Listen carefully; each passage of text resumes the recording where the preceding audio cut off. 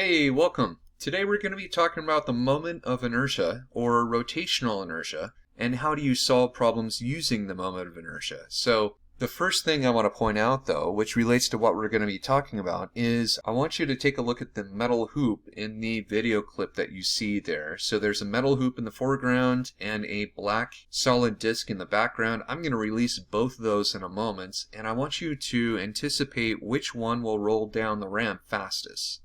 Alright, so you have a 50-50 chance of guessing, and so what happens is the solid disk rolls down fastest, and the hoop rolls down much more slowly. And there's a reason for that. The reason is something called the moment of inertia, or rotational inertia, which is our topic for this lesson. So I will explain this in such a way that you will understand what's going on with this, and also how to apply it for problems. So let's go ahead and talk about this, but first we need to back up for a moment and think back probably months ago in your physics training as a physics or an AP physics student. You have heard your teacher talk about inertia, and I talked about inertia as well, and I want to talk about how inertia, I like to think of a ridiculous dream. So let's imagine you have a ridiculous dream, and in the middle of the night you go out on the streets where you live, and for some reason there is a cat and an elephant there. Why? Just reasons. So you go out and you're going to apply the same force on the cat and the elephant. And my question is, which animal is going to have the greatest acceleration? What do you think? Well, the cat is, of course. The cat's going to have the greatest acceleration. Why? Why is the cat going to experience the greatest acceleration? Well, you could say because the cat has the least amount of mass, right?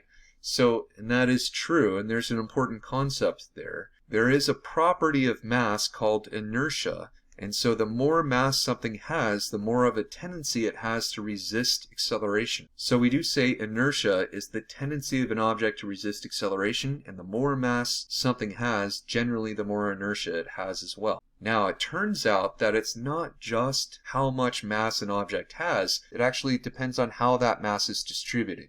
So let me show you that in just a moment, but first I do want to point out, like if our mass is greater over here for the elephant and the force is the same as this force over here, and the mass is lesser for the cat, then the cat will experience a greater acceleration and the elephant will experience a lesser acceleration. So I'm going to say inertia is a property of mass that resists acceleration, and the more mass something has, the harder it is to accelerate. Alright, so it does turn out, like I was saying, that it not only matters how much mass something has when we're talking about a rotational system, though, it does matter how that mass is distributed as well. So if you're talking about something like a hoop, it's different than if you're talking about something like a solid cylinder or a disk, which is what I demonstrated here in this video. Generally, though, you could say that the tendency is there is greater rotational inertia. That's represented by I. Rotational inertia, or a moment of inertia, represented by I. So there is greater rotational inertia if the mass is distributed farther out from an axis of rotation. So the farther out that mass is distributed, like in the sense of a hoop, for instance, then the greater the moment of inertia is going to be. And that's fundamentally why the disk beat the hoop on the way down. It's because the disk actually has more of its mass towards the center of its axis of rotation, and so it's easier for it to accelerate, or you could say it has less rotational inertia, so it has greater angular acceleration.